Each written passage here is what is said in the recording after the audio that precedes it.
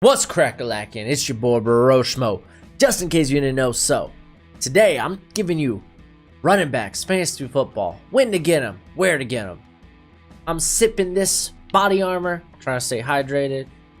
That are my allergies. Are y'all's allergies flaring right now? Man, mine are just, my nose is just pouring.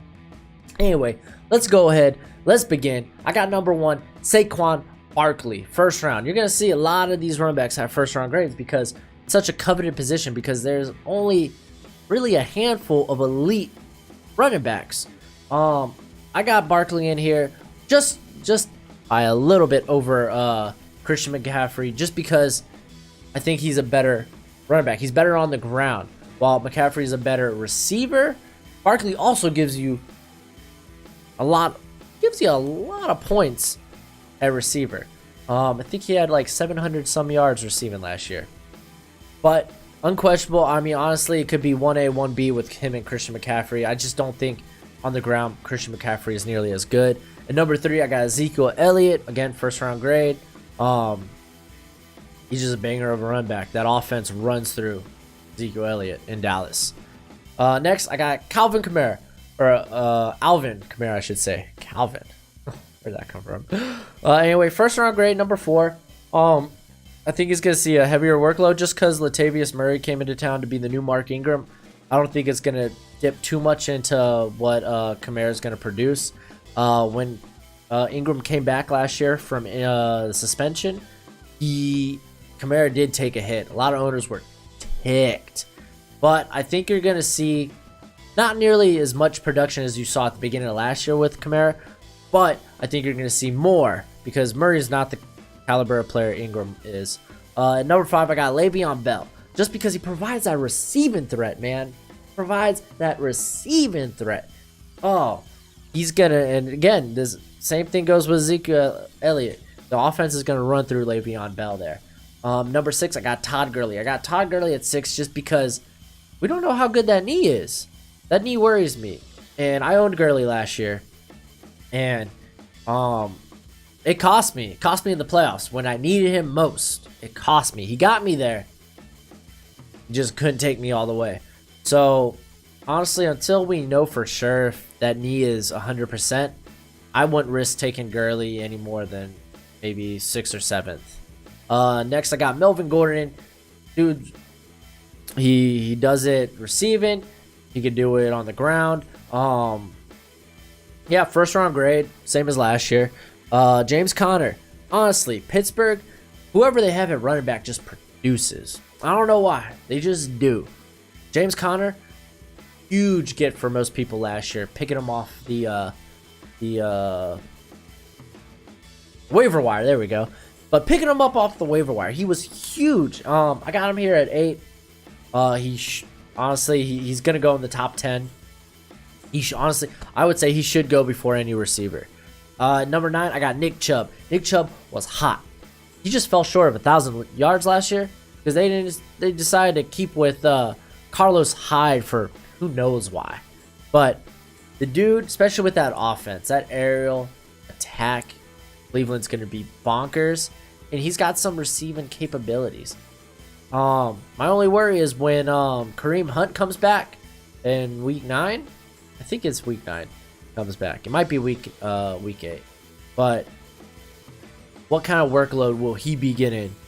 I don't think it'll take away too much from Chubb. Chubb's a monster. Chubb's a beast. Number 10, I got David Johnson. I got David Johnson here because I got him as a second round grade. Honestly, he could be late first. It's just I don't know how he's going to fit in this offense. I don't know what his carries are going to look like in Arizona's new offense. It's a big question mark. I don't feel comfortable with taking him in the first round. Second round, most definitely. Next, at 11, I got Derrick Henry. Derrick Henry, man. He popped off last year. I just don't trust Tennessee to give him ball enough. There are a lot of cases where they gave Dion Lewis a lot of touches that should have been going to Henry. I like to believe somewhere deep here in my heart that they're going to give him the touches he deserves. That's why I have a second round grade on him. But there's a little hesitancy with that second round grade. At 12, I got Joe Mixon. Joe Mixon just seems to get hurt. That's the only thing. He's always missing like 2 to 3 games last 2 years. That's why he has this second round grade. But the dude, he's a good running back too. Dalvin Cook, same thing. He got hurt last year, and then even when they brought him back real slowly when he was getting healthy, but he looked really good. He looked really good in limited carries. I think second round grade, running back 2, good value. At 14, I got Phillip Lindsay, still second round grade. And I'll tell you why. He's going to be splitting carries in the backfield. And it sucks. It sucks. Royce Freeman is going to be taking a lot of those carries. They're not going to be split down the middle, but he will be taken out of the workload of Lindsay. That's why second round grade. Next at 15, I got Leonard Fournette. I like to think Leonard Fournette's going to have a bounce back year. The man, he has a very physical style. He does get hurt. I wouldn't take him in the second round. There's better value in the second round. If I could get a number 1 wideout in the second round, then I would. Honestly, last year it hurt his stock a ton. It hurt a lot of people last year. And just hoping his head's in the game. I hope his heart is dedicated to Jacksonville. Also in the third round, 16, I got Kerryon Johnson. Kerryon Johnson, I just want to see the Lions commit to Kerryon Johnson, because when they give him the ball, I think it was they won all but one of their games when he's had 20 or more touches. Just give the man the ball. He's a monster. I had him last year, and he just did me well when they gave him the ball. Go figure, right? Next, 17, I got Chris Carson. And I got him as a third round because the man gets carries. Now, he may not always like produce, but I like with my first 3 rounds, I want guys that are going to touch the ball and touch the ball a lot. I want them to have opportunities to score. So with this, I'm going with quantity over necessary quality, but he's a good back. So I feel comfortable with him as a running back too. Next, fourth round, 18. I got Josh Jacobs, the rookie, the first rounder out of Oakland. Honestly, I think this offense might go. I mean, they might be a pass first, but dude, he's got receiving capabilities. I know John Gruden likes him a lot. I've seen people take him in the second, third in some mock drafts. I wouldn't risk it. He's a rookie. You don't know what you're going to get. So, fourth round grade, I think that is about right to take that risk. You want him as your running back 2, running back 3. Next, I got Sony Michel, also with the fourth round grade. Sony Michel, you just never know when the Patriots are going to give him a ton of carries or not. The Patriots are very good at doing what you don't expect. So he's not going to be the receiver. He doesn't have really a big receiving threat. He can, but a lot of that goes to James White. And then they picked up Damian Harris too. Poor man's T.Y. Hilton. Or T.Y. Hilton. T.J. Yeldon. There we go. Wow. Names are tough. But so yeah, I just don't know. They also got Rex Burkhead. So I just don't feel comfortable with him necessarily being my running back. I like him. I really like him as a flex or running back 3. Running back 2 kind of gives me weak knees. At 20, I got Damian Williams. 5th round grade on him. I just don't know. I feel like any running back can produce in the Chiefs offense. I'm not committed that Damian Williams will be their starter all year long.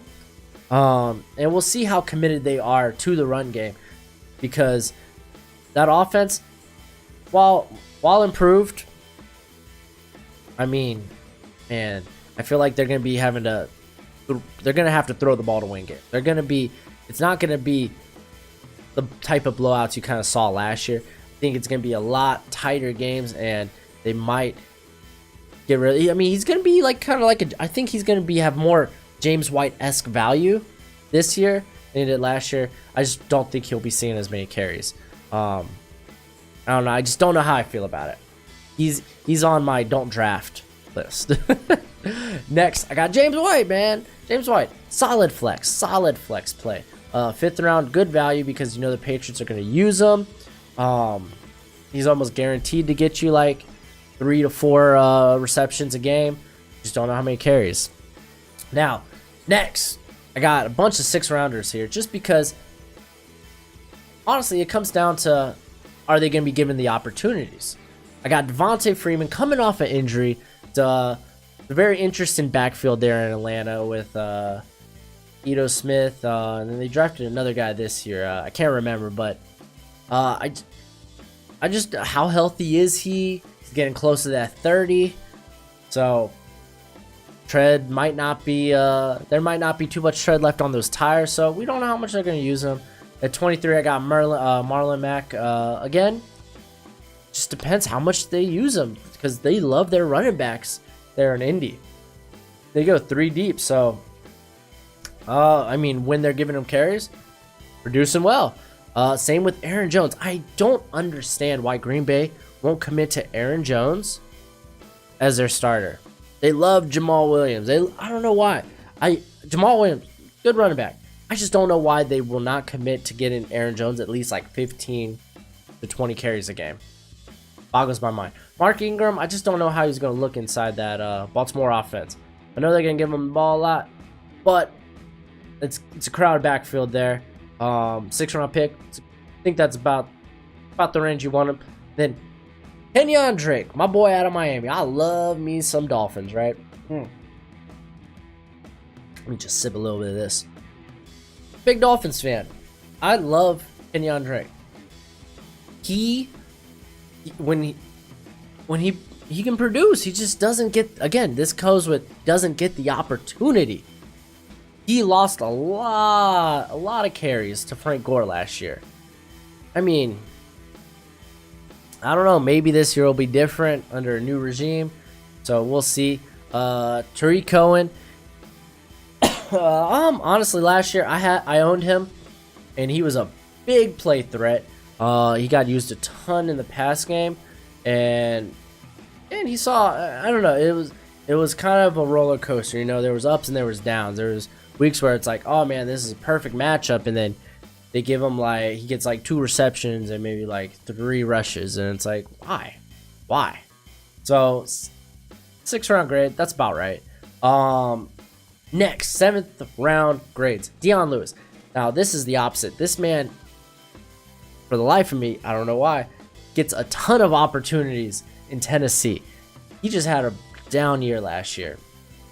There was times where he was seeing double the carries of Derrick Henry. I don't think that's going to be the same case this year, but he's a receiving threat, 7th round grade for a guy that gets, again, a ton of opportunity, a ton of touches. That's what you want. And this one's a bit of a question mark. Darius Guice, just because he was hurt all last year, he was meant to be the starter there in Washington. And then Adrian Peterson popped off. They still got AP, but I'd like to see what they're going to do with Guice this year. How are they going to incorporate him into the offense? Will he be their workhorse? Will he be their main back? I think a 7th round grade, you know, it's well worth the risk at that point, especially if you get a quality starter out of it. Next, at 30, in the 8th round, I got McKinnon out of San Fran. And at 31, I actually have his teammate, Tevin Coleman. I don't know what they're going to do in San Fran. They got a ton of running backs there. They also got Matt Breida, so who's going to see how many carries, you know? So it's interesting. I can't wait to see. I wouldn't draft either of these guys, though. I put 8th round grades on them. I don't think I'd still touch them. I think there's probably better quality elsewhere with a little more insurance. These guys might pop off, but I wouldn't risk it.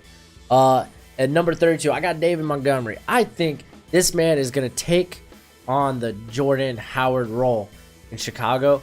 Not just that, though. He's a much better receiver than Jordan Howard ever was. So I think he's going to get given a ton of opportunities there in Chicago, especially with Tariq Cohen. So 8th round, I would jump on 8th round for him. Lamar Miller, he's been steady his whole stay in Houston.